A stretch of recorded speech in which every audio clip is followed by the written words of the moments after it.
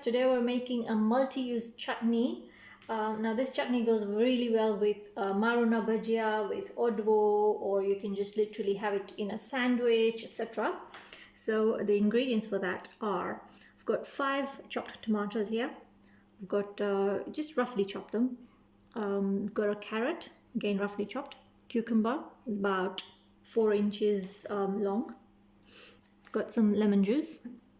And then we've got some sugar, we've got salt, which is nimak, we've got some ginger here. I've already crushed it, but you can use small pieces as well. And then we've got chili and garlic pieces. What we then do is we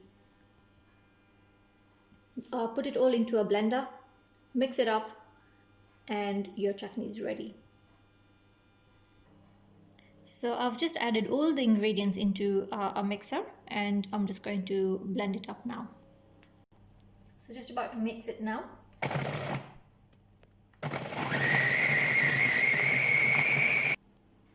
Okay, so the chutney is ready. I've just poured it out into a bowl.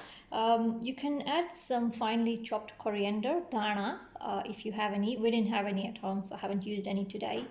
Go ahead, dip in. Do let us know if you try to make this, and enjoy your chutney.